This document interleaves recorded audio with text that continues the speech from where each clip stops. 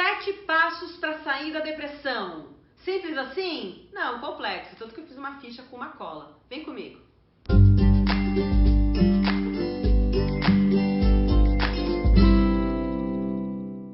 Nos meus últimos vídeos, aconteceu algo que me deixou muito feliz. As pessoas comentaram, fizeram perguntas, fizeram depoimentos. E principalmente nos vídeos de depressão, algumas perguntas surgiram e eu resolvi preparar um vídeo especial para Bruna Silva e para Eduardo Meoli. A Bruna me pediu mecanismos para sair da depressão. Essa palavra me chamou a atenção, mecanismos, né? E o Eduardo, ele também perguntou como sair da depressão e ele foi mais além. Ele fez uma pergunta que é como aproveitar a terapia ao máximo. E aí eu fiquei pensando, falei, não, ok, vamos lá. O que dá pra fazer num vídeo resumido do YouTube de elaborar dicas e passos para que a gente consiga entender, driblar, tratar a depressão? Um aviso aos navegantes. A depressão, ela é um transtorno que envolve todo o nosso sistema. Ela é sistemática, ou seja, ela vai envolver aspectos físicos, aspectos emocionais, aspectos comportamentais de como você age ou deixa de agir no mundo e vai interferir no teu senso de conexão com a humanidade, que é o que eu chamo de espiritualidade. Então não vai ser uma intervenção específica, não é, por exemplo, uma dor na garganta onde eu vou tomar um remédio que vai afetar ali a minha garganta. Né? Não tem um mecanismo específico para uma área específica. Entendam que é um sistema todo que está em crise. Então, qualquer intervenção que eu vá pensar com relação à depressão, eu preciso estar de olho, eu preciso estar atenta a todo esse sistema. Com base nisso, inspirada em alguns autores, eu pesquei, elaborei, criei juntos 7 passos, não no sentido linear, então, como se fossem 7 dicas, mas eu prefiro pensar em passos porque não são 7 pensamentos ou 7 reflexões, gente, são passos, a gente precisa agir. Não tem como lidar com a depressão sem ação, porque é exatamente essa a polaridade da depressão. Mas vamos lá. Primeira dica: informe-se, avalie-se, busque um diagnóstico. Sim, esse é o primeiro passo. Busca mais informações sobre o que é depressão. Avalia. Você anda triste, exausto, desanimado, desesperançoso, com restrição de sono, alteração, né, de apetite por muito tempo. Porque isso todo mundo tem de vez em quando, em algum momento da vida. Mas isso está afetando de forma desproporcional. Opa, cuidado. Então, busca essas informações, se avalia e veja se é necessário, né, você buscar o diagnóstico, seja de um médico psiquiatra, não vai buscar diagnóstico no cardiologista, no ortopedista. Se você for procurar um médico para avaliar se você está com depressão, busca um psiquiatra ou um psicólogo de confiança para conseguir fechar o diagnóstico. E aqui eu já vou para o passo 2. Não espere, haja. O que eu percebo que acontece com a maioria dos pacientes? Os sintomas começam a vir, começa a vir essa indiferença, esse desânimo, essa falta de energia, um excesso de culpa, enfim, toda a lista de sintomas. E aí o que acontece? A pessoa vai se retraindo, fica mais parada no quarto esperando a fase passar. Não vai passar, não espera.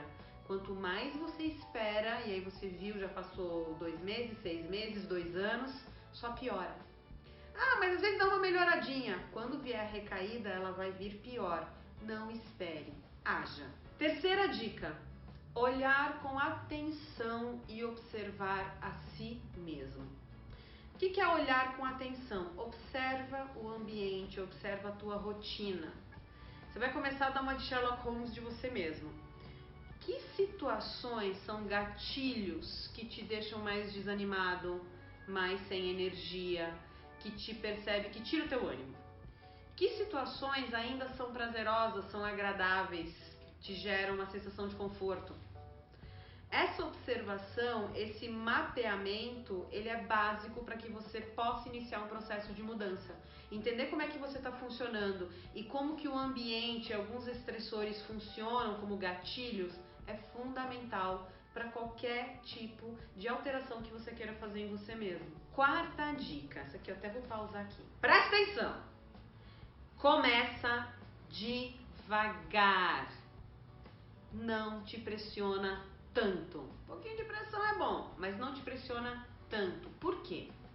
Mudança gera estresse, básico, ok? Mudança gera estresse. Se eu tô melancólica, deprimida, pode triplicar esse estresse aí. Paciência, acolhimento e energia são necessários em qualquer processo de mudança. Na depressão a gente vai triplicar isso também. Criar expectativas idealizadas, extremamente altas, extremamente perfeccionistas, é o que geralmente está te causando e mantendo em depressão, é um dos fatores. Então, começar com passos pequenos, entender que se eu tenho um sistema inteiro que está afetado, curar, tratar, olhar, cuidar desse sistema inteiro vai necessitar, sim, de paciência, de timing, de entender qual é o seu ritmo. Sempre vai ter aquela tia maravilhosa que vai falar que o primo do vizinho, do sobrinho de não sei quem, conseguiu com um chá maravilhoso em um mês, em uma semana curar a depressão. Isso não existe, tá? Existe um processo, existem ritmos. Ah, mas tem pessoas que conseguem lidar de forma mais rápida? Tem, porque depende muito de quando que veio essa depressão. Então eu tô falando de uma pessoa que teve todo um repertório positivo, falando em português. A pessoa teve um emprego, conseguiu fazer às vezes um curso, teve relacionamentos saudáveis e um momento da vida foi tendo alguns problemas e desenvolveu uma depressão e está há 6 meses a 1 ano deprimido e buscou profissional. Eu tenho uma pessoa com 20 a 30 anos com depressão e nunca buscou um profissional ou um tratamento. Gente, são 2 histórias de vida completamente diferentes e obviamente vai ser num ritmo diferente. Então, comece devagar. Dica 5. Faça, haja, experimente. Eu não vou sair da depressão sem agir, sem fazer. E essa é a parte mais difícil. Porque quando a gente está deprimido, a última coisa que a gente consegue fazer é fazer alguma coisa. E aí, Eduardo, quando você me pergunta como aproveitar a terapia ao máximo, eu acho que aqui é um ponto muito importante. Tanto lá no mapeamento dos gatilhos, como em planejar ações de forma intencional. Por que eu tô falando isso? Quando a gente está numa depressão, principalmente de moderada a grave, é muito difícil conseguir fazer isso sozinho. Já vai ser difícil conseguir mapear os seus gatilhos e conseguir observar, porque quando a gente está com muita dor, a gente fica mais egocêntrico, a nossa empatia, a nossa capacidade de concentração, elas vão diminuir, a gente fica naquele loop interno. Então é muito difícil conseguir olhar esse ambiente e ir para uma ação intencional. De você conseguir experimentar novos comportamentos, experimentar novas formas de pensar. Essa é a base de qualquer processo terapêutico e a base da cura da depressão são ações diferentes. E aqui eu vou fechar esse 5º passo com uma dica simples e complexa. A gente costuma pensar da seguinte forma: ok, quando der vontade eu vou começar a fazer as coisas. Só que você está com uma doença que vai acabar exatamente com a tua vontade, com a tua energia. Então a vontade ela não vai vir. Não espere, haja. A gente tem que inverter essa frase. Você precisa começar a fazer as coisas para que a vontade venha. Faça, haja, se planeje.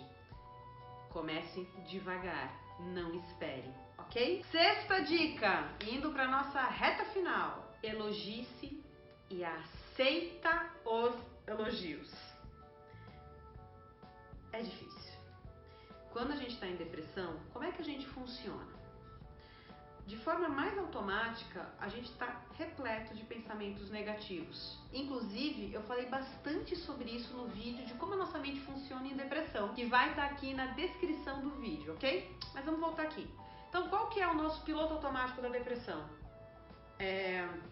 Autocrítica muito severa, ficar o tempo todo se xingando, se punindo, com uma série de pensamentos negativos a seu respeito. E aí você até começa a fazer atos importantes. Por exemplo, se você está assistindo esse vídeo até aqui, primeiro, dá um like, que eu acho que a gente merece, é uma forma de você estar me elogiando também. E é uma forma de você se elogiar. Caramba, eu estou buscando informações, eu estou fazendo um movimento. Ah, mas é pequeno. Todo movimento ele merece um elogio. ele merece um abraço, ele merece um cara, valeu, valeu. Ele merece um like. E quando você recebe um elogio de alguém, não desmerece de forma tão automática, sabe? É muito comum quando a gente recebe um elogio de alguém, a gente tá numa mente depressiva, a gente fica assim, a pessoa falou isso só porque ela é boazinha, tá querendo só me agradar. Mas poxa, se tem 2, 3, 5, 10, 15 pessoas, às vezes fazendo elogios muito parecidos, pode ser que alguma razão elas tenham e que você esteja distorcendo tanta realidade que você esteja se fechando nesse looping, nessa espiral negativa e não consegue aceitar um elogio. Se vier uma crítica, pelo amor de Deus, né? Você quase tatua lá na alma. Aceita elogio, se elogie a cada passo, porque a gente está trabalhando com algo difícil. Vamos agora então para a dica 7. Persista, mantenha-se no rumo, renove. Por que persistir? Lembra que eu comentei com você que a gente está falando de um transtorno que ataca todos os seus sistemas? Isso significa que você tem um hábito, provavelmente, de pensamento, quando a gente está em depressão, mais pessimista, mais negativo, uma baixa concentração. E quando você começa a tratar a depressão, você começa aos poucos a ter novas ideias, novas atitudes. Mas imagina que é como se fosse um brotinho de uma planta que começa a nascer muito sutilmente.